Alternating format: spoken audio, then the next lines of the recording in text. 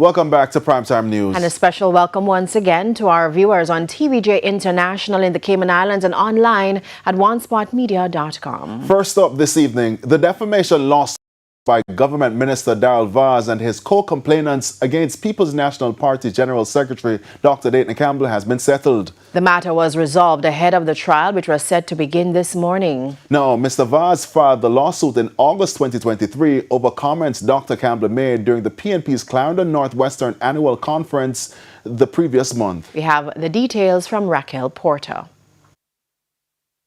Handshakes and smiles marked the end of the lawsuit, which was filed in August 2023. But before the settlement was formalized, attorney Alexander Williams, representing St. Thomas Western Member of Parliament James Robertson, and former St. Ann Northwestern MP Othniel Lawrence appeared remotely and told the court that parties arrived at a settlement. Dr. Campbell's attorneys, Sheena Stubbs Gibson and Ruel Gibson, then stepped outside the courtroom to sign the settled documents. Minutes later, Mr. Vaz was seen leaving the courtroom, followed by his attorney, Catherine Minto. When proceedings resumed, Justice Tricia Hutchinson Shelley was formally advised that all parties reached a settlement.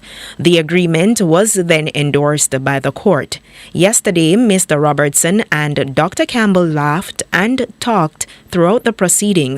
When asked if their interaction was an indication that a settlement was coming, Mr. Robertson said, "It's genuine, and it was genuine, and that's what matters in life, how you move on. We are Christian. We are Christian with principle, and I must tell you, I've had no bad interaction, and I understand what the campaign trail is like. That is 10 months old, and I am willing to apologize to anybody when I trespass on them, and accept your apology. Responding to why he waited until the trial date, Dr. Campbell said all options were on the table. Both Othniel and James are persons that I know that I can't say that I've had a bad interaction with either of them.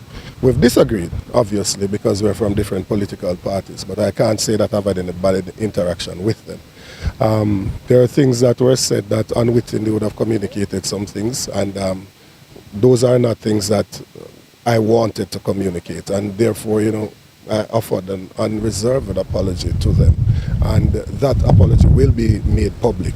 Mr. Lawrence described the settlement as a form of maturity. That Jamaica can see that regardless of our differences in politics, at the end of the day, we are still brothers and sisters of this nation, in the sense of it that we have to set the example.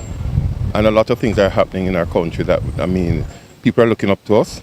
And at this point in time, I think this is very much a good example for us to set for others to come. Raquel Porter, reporting for TVJ News.